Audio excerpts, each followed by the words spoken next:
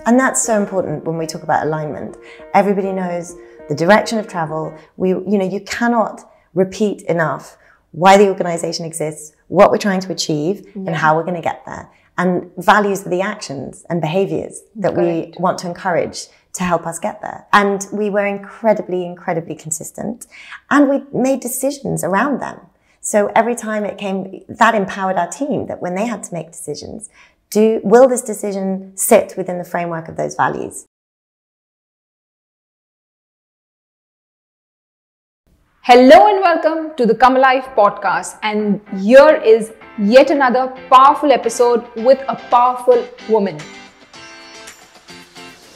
A workplace culture evangelist, a multi-award-winning business leader and entrepreneur who knows what it means to build, manage and perform in the business world with culture at the core. As a CEO of Together, she is proud to deliver firsthand the infinite power of a positive culture on both business performance and employee engagement to make great culture the norm, not the exception within workplaces around the world. Her first business, DABO CO, which she founded with her sister Camelia Dabo, was the leading independent communications agency in the Middle East, subsequently acquired by the world's largest PR agency, Edelman, demonstrating that culture is a business superpower. Lucy has been recognized as one of 50 inspiring female business leaders in 2022 by Arabian Business, Entrepreneur of the Year by SME Stars of Business Awards 2015, and named as one of the 50 most influential Brits in the Arabian Business Index in 2013 and 14. Her company, DABO CO, was listed in the top 10 Great Places to Work Index 2 years consecutively and ranked in the Dubai SME 100. She is also committed to supporting women in business, is a board member of Global Women in PR MENA, and is an executive coach, a wife, a mother, an entrepreneur, and so much more. I'm pleased to have Lucy Dabo on my show today. Welcome, Lucy. Thank you for giving us this time on the show. I'm just so excited to start this conversation. I'm so inspired to actually be learning about your journey already. So let's start with your early beginnings. Well, thank you very much for having me, first of all. So I actually am an expatriate my whole life. So I've been in the Middle East and Africa since I was born. My family started off in Khartoum in Sudan. And then when I was 5, we moved to Dubai in the UAE. So that was 1982. And we've been here ever since.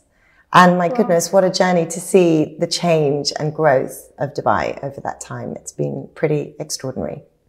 Absolutely. So I came around the same time. Okay. And of course, it's just beautiful to drive through Sheikh Zayed Road and see all those buildings, which was nothing, from nothing to where we are today. It's just so beautiful. And so I feel enlightening, to see how a city can actually build itself over so many years and what it gives us. It's so amazing. It really is. I feel so privileged, honestly, to have been a part of it, because I feel like I sort of, and you might feel the same, grew up with the country. Yes, with the country. So, from toddler to teenager to adult, and all those kind of key milestones as the country's developed and the airlines launched, and new hotels came and new businesses came to the UAE, and that kind of energy and optimism has just been fantastic to be around and be part of for so long.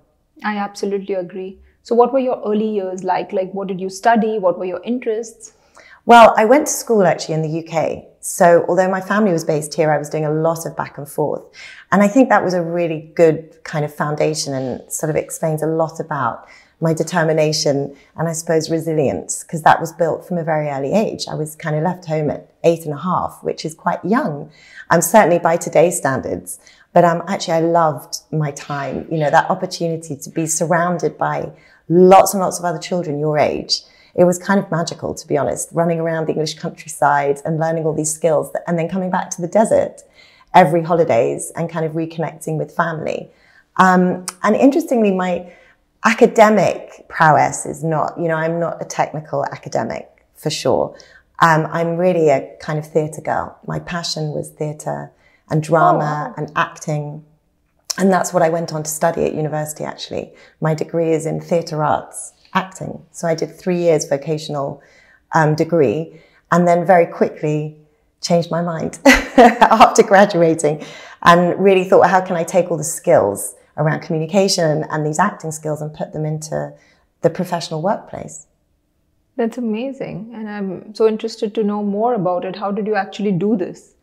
You know what? I think it's the most incredible foundation, having some sort of acting education, because really what it teaches you is to learn more about yourself. And I think self-awareness is kind of one of those core contributors to a leader's ability to be good or less effective. Yes.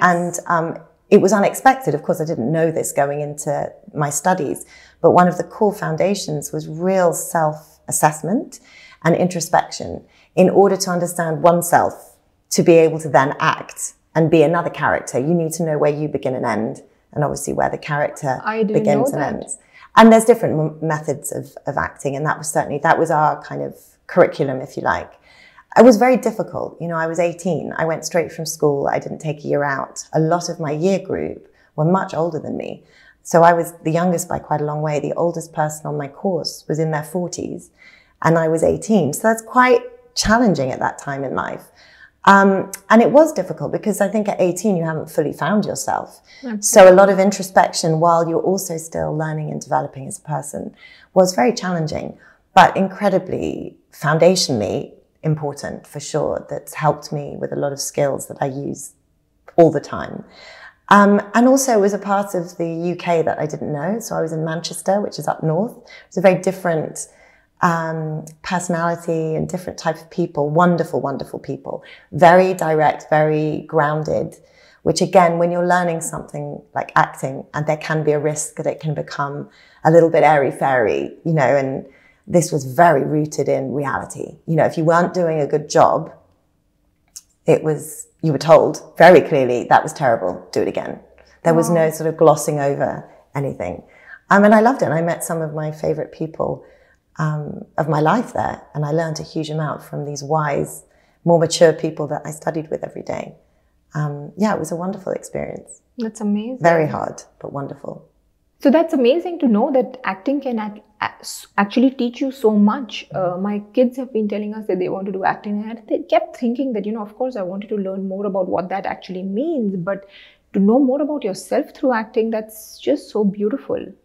And, you know, I think it's a great example that, and, you know, credit to my parents, that when I decided to, you know, and I studied it from my early teens, and I did GCSE drama, you know, it would have been about 15, 16, and then theatre studies for my A-levels, and then went on. So I was kind of involved from early on, but my parents could have really stood in the way of me being able to pursue that dream, and they really didn't. They recognized that because I showed so much commitment to it. So when it came to auditioning and the way, you know, studying acting works, there's the academic part, but there's also the practical.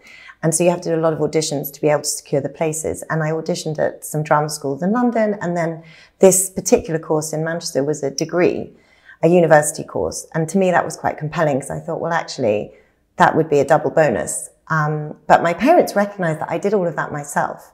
So I was highly motivated to identify the places, to organize the auditions. And they fully supported that because they could see that as I wasn't, you know, a natural academic and had never really shown such proactive approach to any subject, that they thought she's really behind this. We should support her on that journey. And I'm incredibly grateful. And it taught me a lot about being proactive. You know, people can recognize if you're pushing the agenda and you're being proactive, it demonstrates that there is a level of intent there. And that will always encourage people around you to be more engaged with what you want to do. No, I believe so. And I believe commitment is a huge part of anybody's journey, and that can really make you who you're meant to be if you're committed to your journey and you're committed to do what you need to do. And intent, like you said, plays such a prominent part as well in our communities, in our society, in our roles in these communities. Very much. So tell me the transition, then what happened after you studied? Did you come to Dubai or did you pursue your acting career? It was very short-lived. So the interesting thing about acting for me is my passion was very much in theatre and live performance. And the reality, the commercials of acting today is that the money lies in film, advertising, TV. So from graduating, and you have to, go through a big process of finding an agent. And I was very, again, lucky, got a great agent, but they kept pushing me for TV and film. And of course I was like, not interested at all. For me, what I love is the journey from beginning to end uninterrupted.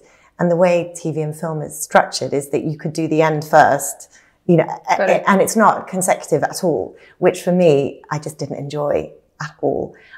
So it became apparent pretty quickly that for me to be able to actually do what I love, it wasn't really going to happen. And sadly, theatre is not very lucrative, role in acting. So I ended up moving back down south near London and being a traditional actor, got a waitressing job. I'd been, my first job at 14 was waitressing and I loved it. So I kind of always went back to what I knew. It was good money. I really enjoyed it. I loved serving. I loved people having a great time and being part of that, even if it was only on the sidelines. And very quickly realized I really want to do something else. And I got a part-time job doing marketing, telemarketing, really thankless job. But again, very good if you're committed and determined and you have to call a number of people all day to try and sell, a different product. So I was doing that and seemed to be naturally quite good at it and got offered a full-time job and a promotion quite unexpectedly. So I thought, okay, why not? Give it a try. At the same time, my sister had relocated back to Dubai with my parents. And she was, interviewing for jobs and having such a great time. And I was sitting in England in the rain, paying tax, going, surely this is not the right way round. So then I decided, why not go? Why not go back to Dubai and, follow an opportunity and see if I can find a job back in Dubai and enjoy some sunshine, be with my sister. We're very, very close, best friends. And have fun. So genuinely, that's why I moved back to Dubai. It was, unfortunately, there was no great strategy behind it, but I knew there would be an opportunity. And I kind of thought it's time for a fresh start. The acting thing is not for me. That won't be my career. And Dubai is the land of opportunity. Absolutely. So so your sister got you to Dubai with your parents. So you were all together now. And then we were all together again, which was the first time I think all four of us had lived under the same roof since her and I had gone to boarding school many years before that. It was a really special time. And of course, I was quite right. Dubai was the land of opportunity. I very quickly got a marketing role in an advertising agency. I had been in the UK, the final job I'd had before I left was running horse racing, marketing. So I'd really enjoyed that. And I'd really kind of tested my kind of marketing skills, if you like, and learned some good technical foundations. And then worked for an advertising agency here in Dubai. And I absolutely loved it. For an entrepreneur, interestingly, a self-made man who'd set up a business in the UAE. He was originally from Iran and had had huge success. So that was quite an inspiring environment to be in. And I had great fun marketing Pirelli tires and going to racetracks around the region and doing some really BenQ when it launched. So I did some really fun, exciting marketing initiatives. And then what we were doing an awful lot of was events as well. So people were launching, like Pirelli, doing a new tire launch, needed to build an entire program around bringing people together to experience that. And because of kind of my interest in kind of theatre and shows, I put my hand up and said, oh, I'll help, I'll do that. And so kind of de facto became kind of the marketing and events lead for most of the projects that we did. Nice. So that's kind of where my foundation in kind of communications and marketing and experiential all stemmed from. The very, very early days back in, early 2000s. That's beautiful. And it's so like getting somewhere, but still not the thing that you want to do. No. It's so beautiful. I love how all of us live these beautiful journeys from one place to the other, and everything that we do makes us who we are meant to be. I say this to my children all the time. You have to just, if the opportunity presents itself, take it because everything is part of your story. Yes. It's another chapter. Yes. And it may not seem obvious at first glance at that time, yes, that there could be an opportunity there. But absolutely, you know, you take the opportunity, take the chance, because you never know. You literally have no idea. And I really believe that, particularly in Dubai, there is this incredible energy around opportunity. And if you take a chance, give it a shot, good things will happen. Absolutely. Inevitably. So how did you get on to setting up DABO? The first business. Yes. So my experience, obviously, with the advertising agency, because of my background in theatre, and a lot of my degree was about the written word and, you know, building content, it kind of all married up unexpectedly, that was such a great foundation for a marketing career and a communications career. So I was with this advertising agency for quite some time, and then I got offered the opportunity to run much larger scale events for the powerboat racing, for a lot of the Emirates and Dubai duty-free sponsored events. So I, again, take the opportunity when it presented itself and worked in that organization for 3 years. We did the region's largest music festival off the back of the powerboat racing. There were a lot of firsts. It was kind of the infancy of events in the UAEs. This would have been like 2002, 2003. And what was interesting, my sister at the time was also working in communications in Dubai. So we would spend a lot of time together. And what kept happening is we'd come meet up at the weekend after a week's work or middle of the week and go out for dinner. And both of us inevitably were like, oh, you know, I love what I'm doing. I'm not loving, you know, my boss. Or I don't understand why the office is run this way, or the company. And we just had a lot of niggles around the companies we worked for. Firstly, around how they were working, you know, and the kind of environment that we were working in and the kind of leadership styles of people. But secondly, all these opportunities that we kept seeing and going, why aren't they doing that? Why don't they do this? And we've suggested things and they don't listen. So a few years later, having had this constant conversation, we both said, why don't we do it ourselves? Like, why are we doing it for other people when between the two of us, if we brought our skills together, yes, we both know communications, we both know marketing. Camilla's background was much more around PR. Mine was much more around marketing and events. Together, we basically cover all the bases, and we could be our own bosses, which would allow us to build an environment and work in an environment that we'd like to work in, rather than the environments that we're in at the moment. So much fun. So much fun. So it was a real light bulb moment. It was like, you know, we were really young. I was 26. So you can imagine the energy and, you know, no idea about the practicalities of what really goes into running a business. And absolutely no idea on what we were embarking on in terms of what we would end up with and the scale and the tremendous achievements we would get to. Just her and I in a, you know, very small office on Sheikh Zayed Road, doing our best to kind of build and grow this business. And we were very lucky. Opportunity, timing, all of these things collide at the same time to create, you know, magical results. And in the end, we won our first piece of business before we'd actually even opened the doors.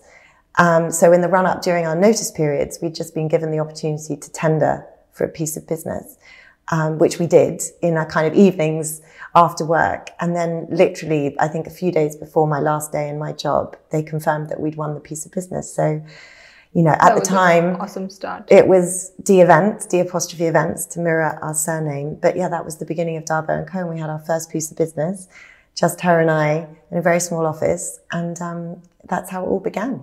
That's beautiful. But what I understood is you took the leap of faith. You went ahead and you listened to yourself, and, you know, you took that leap of faith, which a lot of people are not so courageous to do. Yeah. Sometimes you feel scared, you feel fearful. Or what if I don't? What if I'm out of business for like 6 months? Or what if I don't get anything, I make anything, or I get no contract? Yeah. So tell me a little bit about that and your role with faith, and, how does that play a part in growing? It's such an enormous part. And what's so interesting about that is I didn't realize how strong I had that in me until much later on. I always believe in I have innate faith. I'm also a fatalist. You know, I believe everything happens for a reason and we just have to follow that line. But what I did latterly is I did a Gallup Strengths assessment, which is like a personality assessment, Really recommend it. The first time I did it was about 15 years ago, maybe 10. And then I've done it again recently about a year ago. And I recommend it to anyone because it's really simple to do. It's available for everybody. There are coaches that specialize in it who can help you unpack the results. But what I think is so clever, it's so simple to understand. And the principles of it, you answer a very long, 45 minutes questions.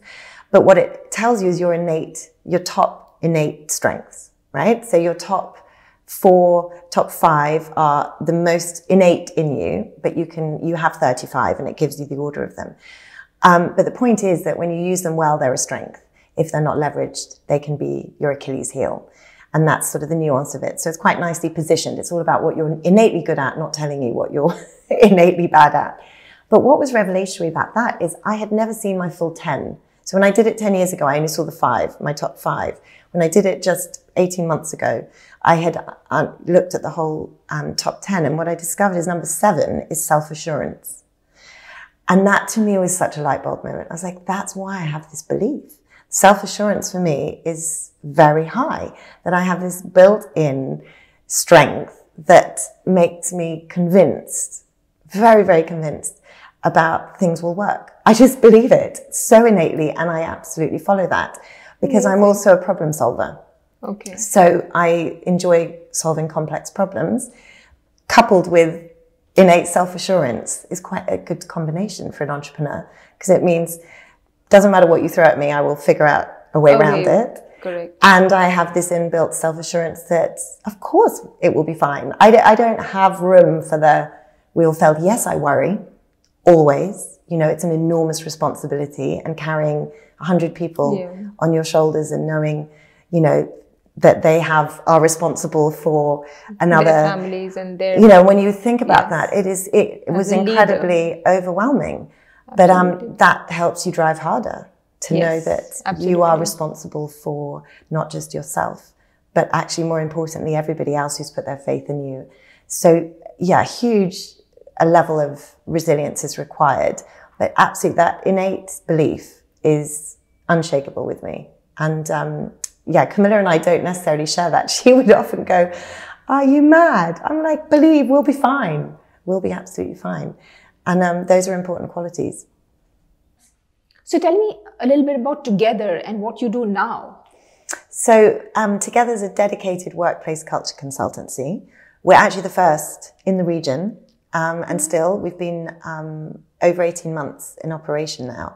So I've kind of taken all the first-hand experience of, running, building and leading with culture at the core. And now we've built a methodology and an approach to support organizations to be able to develop their culture or do full culture transformations.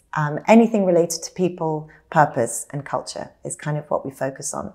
And it's been phenomenal. The response, in the last 18 months has been incredible. The appetite from the region is quite unexpected, honestly. We were prepared, but it's been phenomenal to see the commitment and level of engagement from the region.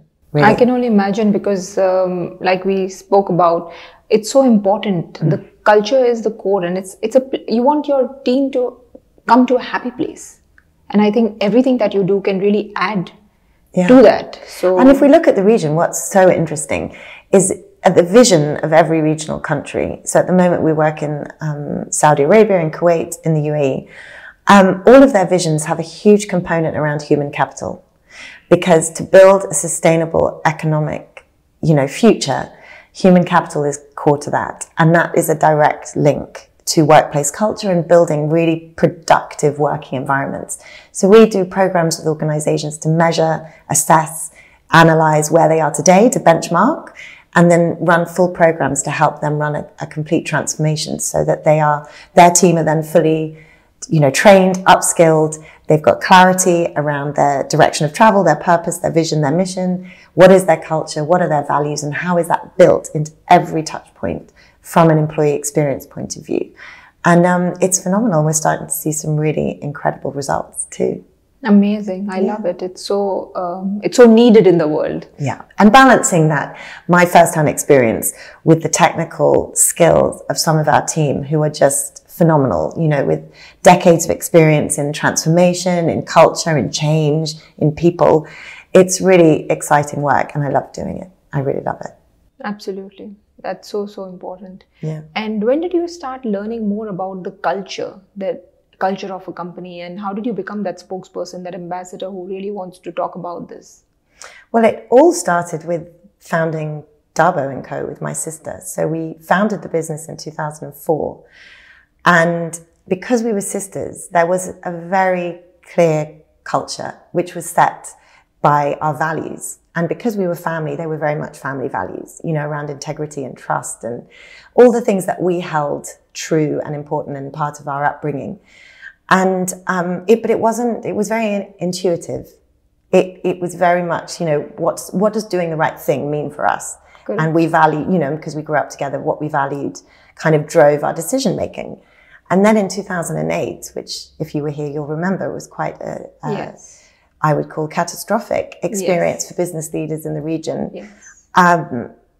Was completely destabilized. You know, that was one of the hardest things I've ever experienced personally, because we were only about 50 people at the time, but it was still a significant number for, you know, young business owners.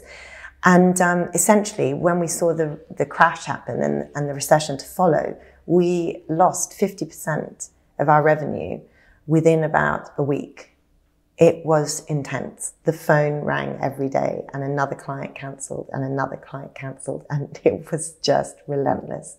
And of course, you're seeing the money disappearing, but we still have all of these responsibilities. Yes.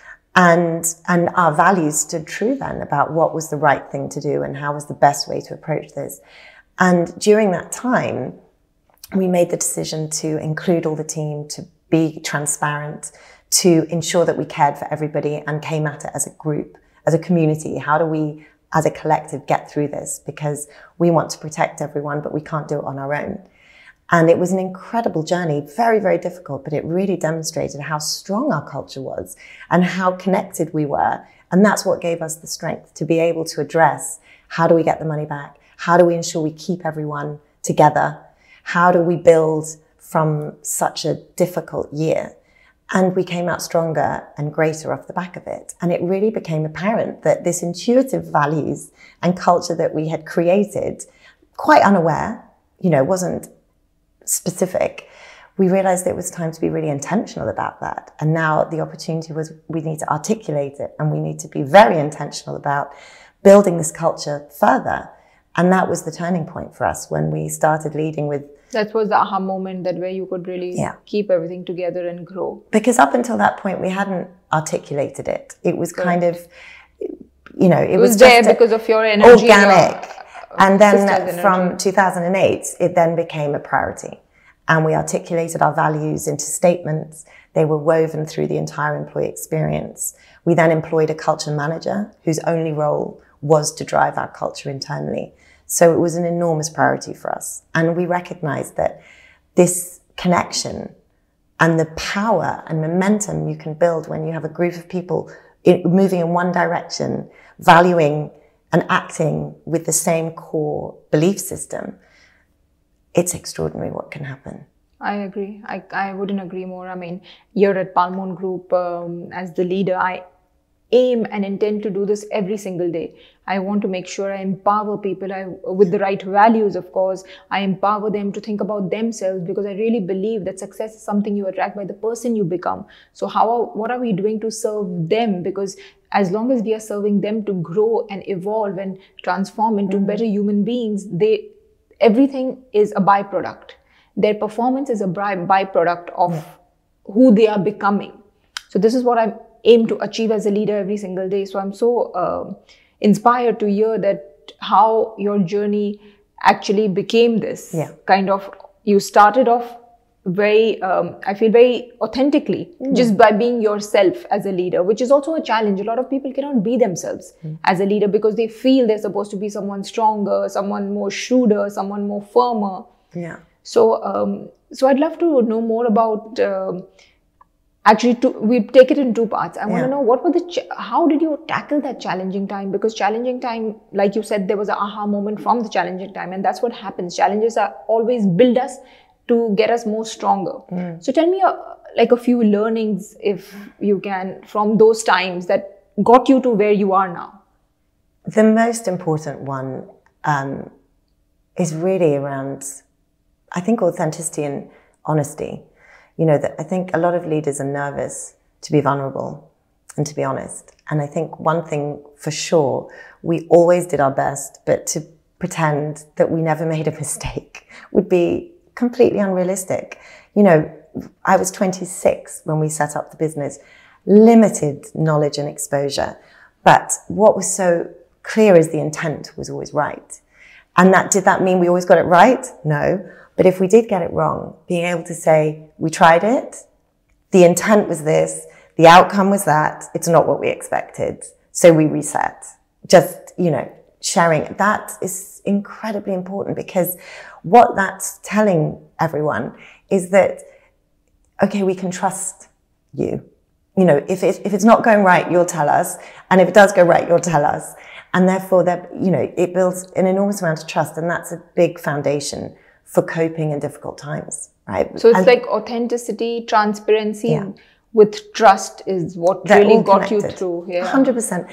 You know, because often in times of crisis, we retreat, you know, because we don't know what to do. So, and we see this often with leaders in different organizations. You know, they go into their office, the door gets closed more, there's a lot of whispering going on, and, you know, a lot of shouting, a lot of anger. And then people in the organization don't know anything. But they know something's happening. Yes. It's tangible, you can feel it. Yeah, definitely. And this is what we call entropy in our work. It's like the lost productivity in an organization, because time is being spent on what's happening, what's going on. I don't know. Can you hear that? Did you see that? What's going on? And that breeds fear. And when you have fear, then you lose the psychological safety, and then you start to lose productivity and engagement and motivation. And it's just a downward spiral.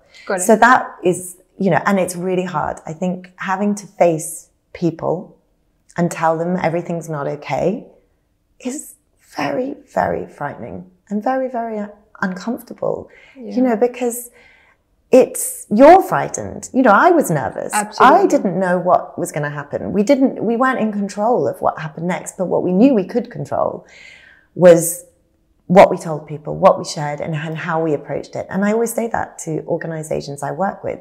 It's not what you do, it's how you do it. And there is a distinct difference. You know, when you look around examples across the news every day, we see people doing very similar things, but how they do it is so different, and the outcome is incredibly different. I think the other thing is really recognizing the power of people. You know, people are at the core of a culture. Absolutely. Particularly in our line of work, in professional services, we don't have, you know, our people are everything. So without great talent and great people, you know, I could want to do a million things, but I can get nothing done. So it's remembering that it doesn't begin and end with the leader.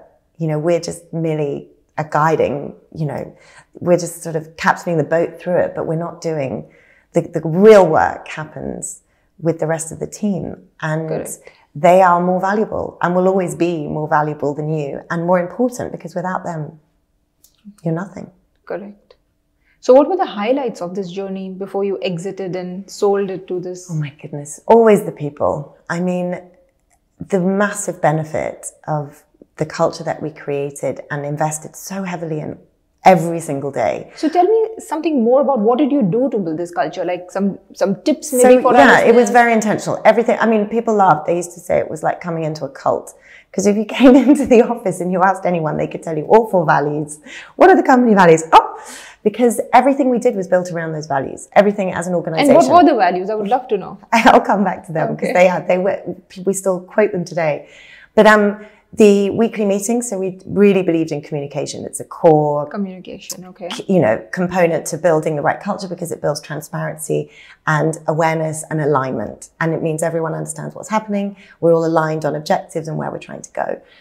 Weekly meeting was a staple, and if, you know, it really had to be a big reason not to come. And each week was a different theme. We themed it around one of the values. So we would very much focus on work and topics that related to that value. So one of our values was ideas that inspire, because we're a creative agency at the end of the day and campaign driven. So that one week was always about, what are ideas that inspire? What are things that people have done in the organization that have matched that value? What are things we've seen outside of the organization where we see other organizations doing these things? We would also then do awards. So we always had monthly awards that was nominated peer-to-peer around the 4 values. And again, one week of the month was dedicated to the awards. We had annual awards. We had performance-based rewards, and recognition from an HR point of view. When we considered how we hired, it was intrinsically linked. So we were interviewing people and matching their kind of personality traits to our values. We would explain them to potential recruits so that we could see whether or not they would be a good fit. Correct. Because that's so important. So important. That's the key. You've got to have the right people. Yes. And people that care about things the same way that you care about them. Correct. I agree. And then that will enable you to be aligned, and then the work to be the standard. Absolutely. And if there's what I have seen in my journey also, if there's even one person is a bit misaligned due to their values or due to whatever is important or their priorities or however they see this, it becomes so difficult for the entire team, because then they can feel it. The others can feel it. And in business and in life, I think we all work as a team, and we are like links of a chain. Any one link is missing or twisted, then the whole operation will not work. And that's so important when we talk about alignment. Everybody knows the direction of travel. You cannot repeat enough why the organization exists, what we're trying to achieve, and how we're going to get there. And values are the actions and behaviors that we want to encourage to help us get there. And we were incredibly, incredibly consistent, and we made decisions around them. So every time it came, that empowered our team, that when they had to make decisions, will this decision sit within the framework of those values? Will they serve the direction we're trying to go to? And that makes being able to make decisions so much easier. Because you're like, this fits within our framework, or that doesn't. So that really supported the empowerment of the team too. So as you say, cascading it through the organization was so much easier. And we just went on and on and on about it. Cannot over-communicate when it comes to direction of travel, what's important, what you value, and recognizing performance absolutely was the key. And like I said, we invested a long time ago in a full-time resource to only drive culture for us. So that meant that we were also doing initiatives. So there were constantly activities connecting that community together, whether it was, sports oriented and doing fun runs, and or it was community initiatives where we were doing blood donations, because these things, we care, was one of our values. So again, looking at national days, for all the different nationalities that we had in the organization, and recognizing each and every person. So every day and every week, there was a multitude of initiatives happening to keep that culture alive, to have the values at the forefront, so that nobody could ever forget. And it becomes a way of life. Yes, it really absolutely does. I love it. I love everything that you said. It becomes a way of life. And so in my second book, I speak about this, that the place that we work in is also a way of life. It is not separate from our home. What people think, and what I have also, when I've spoken to people, individuals and leaders, they feel that work is work, work is different. At home, it's different. It's more emotional, it's more loving, it's more caring. But at work, it's just work. I need performance. I need this. I need metrics. I need this. But I don't believe so. So even in my journey, I think I make an effort to make sure that we integrate everything. I will be the same loving mother at work who I am at home. I cannot be separate. So I cannot treat, like if I have a young intern, I cannot treat her differently from how I treat my children differently, because that's not me then. That's not authenticity. That's not who I am in the true sense. So this is exactly what we do. Like we make sure that we care about each other. And it's that culture you build, which is not different from the loving culture at home. And I can feel it in whatever you did for your team. And that's definitely for me. And I know I would speak for Camilla as well with DABO CO, the previous business, that the proudest part of that whole journey was not selling and being acquired by the world's largest PR firm. It was always the people, because we had the privilege to just work with so many talented, incredible individuals. It made me quite emotional, honestly, because they were the core of our success. We could never have done any of it alone. I agree. You know, Camilla and I would have still been the two people in that little office on day one. It was the ability to kind of attract and inspire great people. And honestly, we didn't know what we were doing when I say we didn't know, we didn't realize the enormous impact that community was having on the individuals and on us until we reflect looking back. And coincidentally, a really beautiful thing happened literally 10 days ago. One of our, we call them the alumni, the DABO CO alumni. It's a very tight network. It's beautiful. And one of them posted on LinkedIn, she must have left the business. I mean, I left in 2017. She would have left in probably 2015. Went to a client, actually, isn't there anymore. But she posted on LinkedIn, it's just, I really miss my DABO CO family and all the things I learned. And she referenced the values and some of the things about, you know, we always used to talk about how we treat people and, you know, it doesn't matter who they are. You know, reputation is so important, but also it's a long life and yes. people paths cross all the time. And a lot of this content. And it was extraordinary to see that from someone so talented. You know, she was a great talent. But all these years later, for that to still be so present in her job, in her everyday, in her community, in her friendship group, that there is this real deep connection to that experience we all had together. Absolutely. That's incredible. I mean, we didn't know we were doing that at the time. If someone had said to me, you know, 10 years ago, while we were in it and running that business, you know, I don't think we'd have believed it, but it's extraordinary when you look back and see the incredible people that came out of that business and have gone on to do such incredible things, and the talent that we were able to connect with and learn from and be inspired by is incredible. I can only feel it because I think it's so important, because even as a leader, I feel the learning that I get or whatever I am doing on my journey, if I share it, if I communicate it within my team, it's adding to their perception of life. It's adding to their learning. And so I love this part of communication, where we are going. Let's remind ourselves where we are going, what are our values, how do we want to operate, what is important for us. You know, this clear, open, transparent communication is so important with your team. And I do it every single Monday because I have like a mindfulness meeting Monday. So in the morning we meet, we talk about different subjects. Sometimes we share notes, sometimes we share articles that we read and we discuss about it. So we know where we are going in the sense, the perception, the intent, the values that we hold, where we want to go with things. And it's just so beautiful. And I've seen over the years, I've been doing it since about 8 years, I want to say. And I've seen over the years how people's perceptions have transformed, how their outlook in life has transformed. And that's what we need, because as leaders, you're supposed to impact their lives, not only, you know, make them better at what they do. It's not only about that skill, but it's also about impacting their lives and making sure that they are fulfilled and happy and content in the journey. You know, the most important, part of listening to others. You know, there's this theory that as a leader, you need to know all the answers. That's an impossible reality. And actually, again, every time there was a challenge, you know, the power of a team is being able to, as a group, table the challenge, the opportunity, and see everyone's view. I mean, we used to get the most incredible solutions coming from the most unexpected places. And that, you know, that's real innovation, isn't it? When you're able to improve on something, but getting it from someone you would never expect, who may not have had a seat at a table in a traditional, you know, conforming kind of corporate structure. People have so much power and talent and capability given the opportunity. And that's part of what we always felt a responsibility was. Our job is to give people the opportunity and, you know, the work to be able to shine. That's the ideal kind of transaction, isn't it? That you can both contribute. It's beautiful. And it was a really special experience. I can't lie. I'm very nostalgic. So this brings me to my next question. Where does self-love or the relationship you have with yourself play a part in this journey of leadership? I'd love your take on this.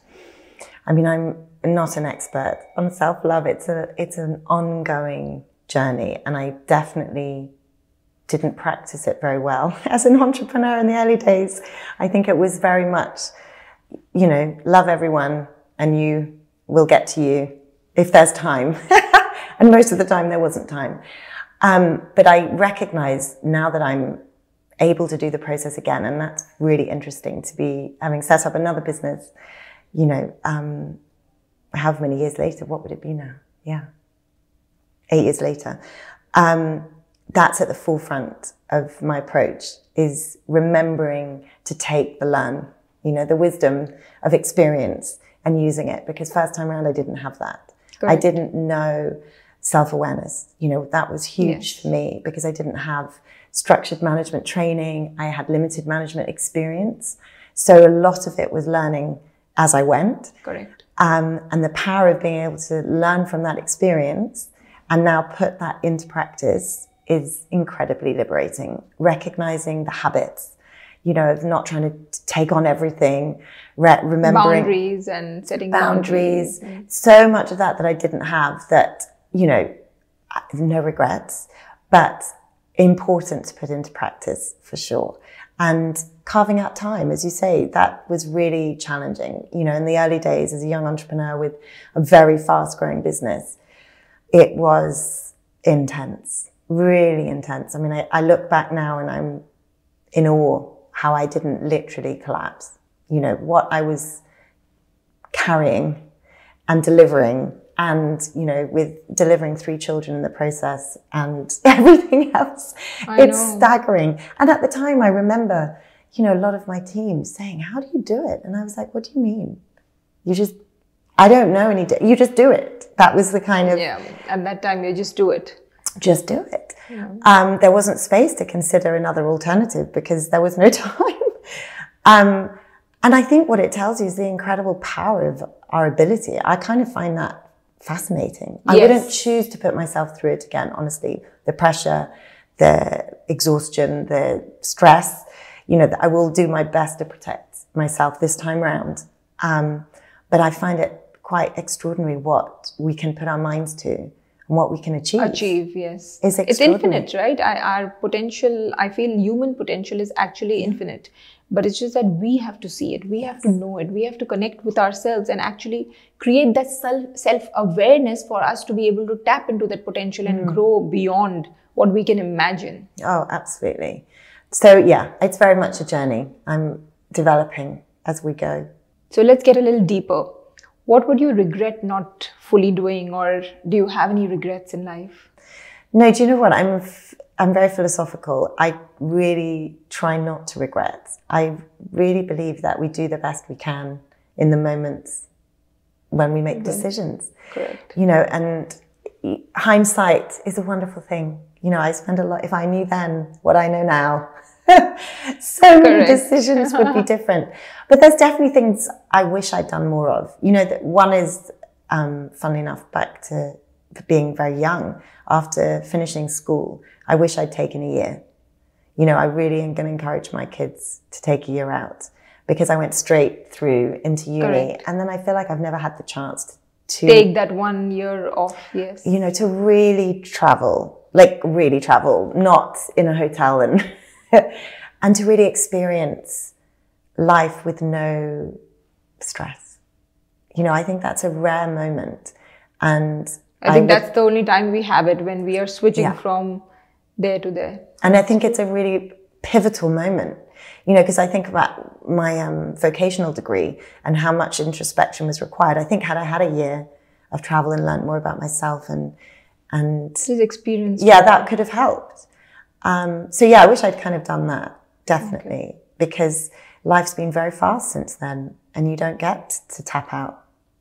True. I don't think. I mean, you can, but I did want to. But I think we get addicted and we love it so much that we don't want to. Why would we want to take a year off? We're just loving the journey so much. I tried to convince my husband, actually, after we sold the business and I left.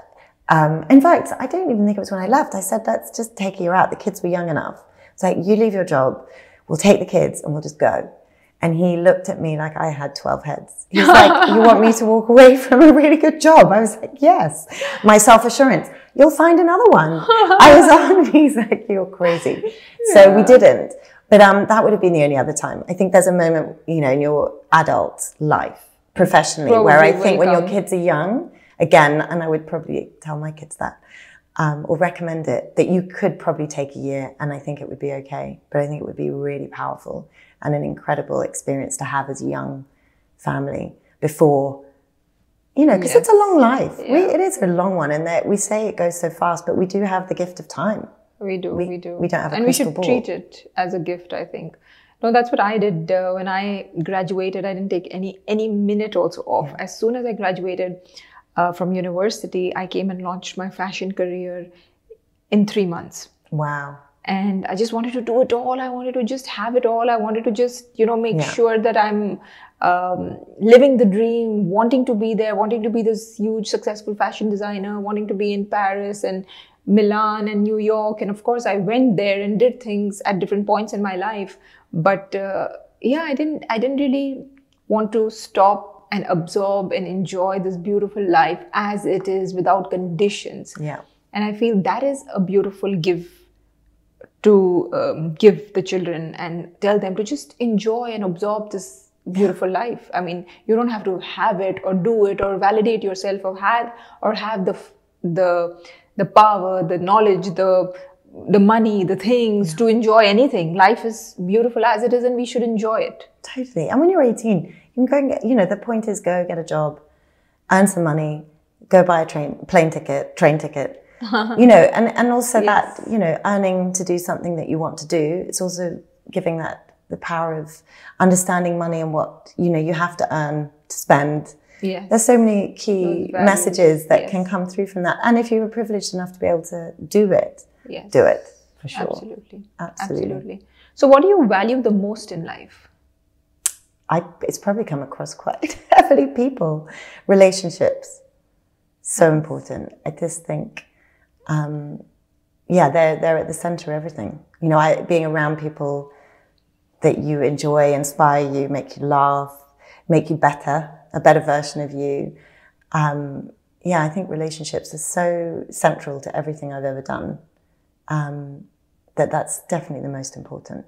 And I think being an expatriate, maybe it's even more important to me, because you realize very early on that it's not about family all the time. Friends are family too. And they can have an even more important role to play.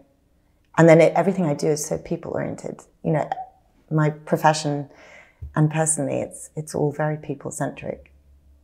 Yeah, absolutely. And I think there's something that I also really value and hold close to my heart, is that we must hold relationships more closer than transactions, because especially at the heart of stakeholder management, how we want to just make sure that the transaction is beneficial. The transaction is this thing, and if this is not working, leave it. Don't reply. Don't do this. Don't reply to the email. Don't reply to the call. If they're not paying you, do this. I just feel like going back to the communication. I feel even with outside stakeholders, it's so important to communicate authentically, that we will not be able to pay you because of so and so reason, or we would like not to continue this partnership with you due to so and so reason. I mean, this is still a process for me, and I'm still work in progress on this aspect of stakeholder management. But I just feel people and relationships are much more important than transactions, because that's what builds you and builds your career and builds your business, and I think is the core of everything. Very, even more so in this region, in the Middle East. I think, at the core of business in the Middle East is relationships. Yes.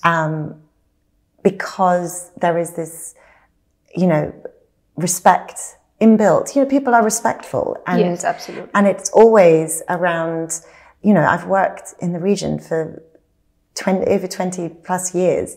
And people always ask, how is it to be a woman in this region working? And I'm like, it's a privilege.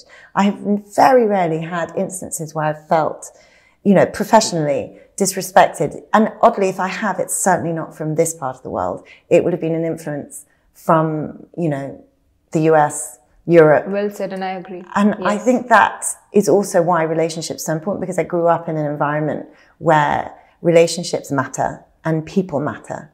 And that's really important.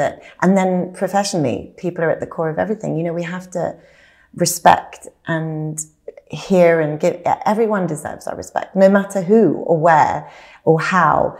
Anyone that is, doing their best in this world deserves to have our respect, because that's a really important aspect. And I feel like it's a gift in this region for sure. And it does make the professional piece, not everyone's perfect, don't get me wrong. Yes. But I think at the core of it, that there is an inbuilt respect. And those, traditional values for me are very important. I mean, I prioritize trust is my number one, and truth is incredibly important. I'm not hugely, if I don't trust someone, it's very difficult. And I make that decision pretty quickly. And worryingly, I'm often right. And how do you judge, or not judge if the right way, but how do you feel that? Well, I've had to learn not to judge, so it's a great question, because what I used to do is judge immediately, and that's it. There's, I just then in my mind, and I've just gone, okay, there's no more to be had here. Now I've taught myself not to judge, to listen to the concern, because my radar is very strong, and then ensure that I then add the right data points before I make a final decision. But frustratingly, my innate response has an over 90% accuracy success rate, which is terrible. Intuition. Doesn't happen very often, but I really do believe intuition plays a big role. Yes, we have to have all the data points covered, but I think we all too often have come to a point where we've been told not to listen to our intuition. And actually, it is our innate strength. Yes. As humans, that we are incredibly receptive back, to fight or flight, cave life. Yes. That's all we had was intuition and our senses, right? True. I mean, I believe in intuition, and I feel it. Like sometimes it's also the energy of the person, the energy of the environment. Sometimes you just get that intuition, that feeling that how it's going to end up, or if you should embark on this journey with this person or not. Yeah. So definitely, but I want to, so for anyone starting to, I feel, create awareness among their culture, this is for the leaders out there, how would could you give us 3 tips where they could start building a culture of values, love, trust? There's 3 core things. It's great. Number 3. Firstly, think about your direction of travel. So what is your ambition as a business? And ask yourself, does everybody know that? And if you say, yes, they do, then I challenge you to walk the floor, pick 10 people, and one by one ask them, just casually, what they believe the organization's ambition to be. And I will stake money, and you could call me up, that those 10 people will not answer the same question. Really? I'm going to try that for sure. And I think that will tell you how aligned your team is. I love it. Because it's difficult, and that's where the communication is.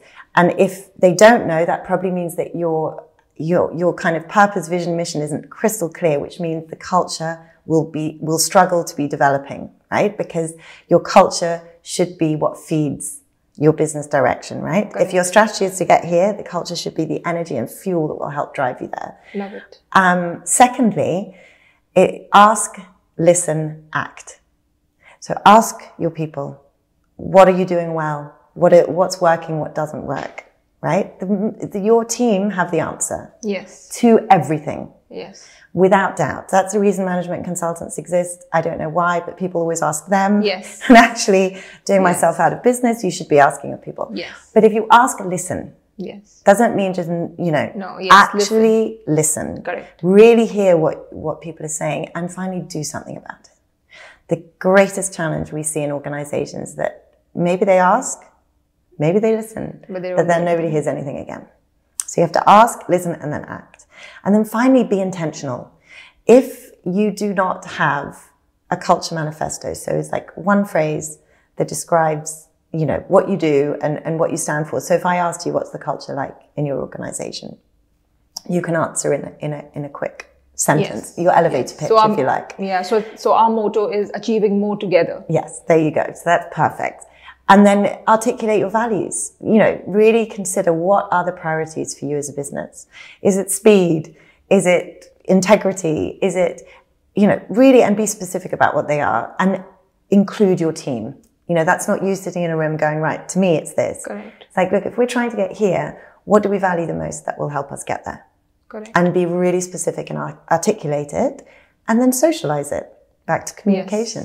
Yes. People are not mind readers. Yes. And there is a rule of 7. We speak to leaders all the time, and they say to me, I've told them. And I go, okay, how many times? Oh, in the town hall 3 months ago.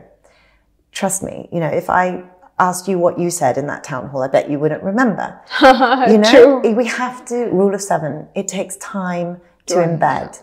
And I know I've gone over 3. The thing that really needs, it's not a tick box. It's not like, Correct. Yes. oh, we need to deal with that culture thing. You have to live it, love it, and I think embrace it. Absolutely. I want to say. It's an investment of time and commitment and some financial. Doesn't need to be huge, but it is a big investment and you need to be committed. If you're not, then, I would almost say don't start, because you have to have real intent. And like I said, we went to an intentional leading with culture. Yes. You have to be intentional. Otherwise, it's just going to be organic. And that means it could be anything, depending on the person and the day of the week and how they feel.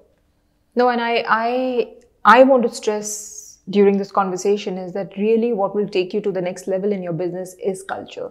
So I feel every leader should consider this at some point in their journey to start focusing time, intent, love it, live it, embrace it, and rule with the culture. One statistic for your leaders that is mind-blowing. So organizations with an engaged workforce, which means they're connected to the business and would recommend you and part of it, outperform their competitors by over 200%. Wow. So if as a business leader you haven't listened to anything else, it is the performance metrics are unquestionable. Share price, valuation, just the metrics, revenue generation, you can be up 3 times. Wow. Collaboration, engagement. I mean, the metrics are extraordinary. And it's just being articulate, clear and aligned. It takes you from everyone bumping into each other, going, what are we doing? Where am I going? To this incredible power of direction and momentum, because they're being recognized along the journey. Absolutely. Very powerful. Love it. Love it. Thank you so much. It was really, really amazing. And I will end with this beautiful last question. What is the legacy you live by and you want to leave in the world? I mean, it's such a big question. I mean, genuinely, if I can die knowing that there's more people in a positive workplace culture than not, I will be very happy. Beautiful, beautiful. Very happy indeed. Yeah, I mean, it's amazing. And I aim to do the same as well. Thank you again. Thank you for your time on the Come Alive podcast. I'm super excited that you came, you graced us with your presence, and I'm sure it is going to impact many lives. Thank you again. Thank you so much. It's been a pleasure. Thank you. Thank you for listening to this episode of the Come Alive podcast. I'm sure you loved the show as much I did with Lucy Dabo. I love how she built her culture and how she acts on it every single day. I hope you have a lot of takeaways. Please don't forget to like, comment, share it with whoever needs to hear it, and looking forward to seeing you soon. Lots of love.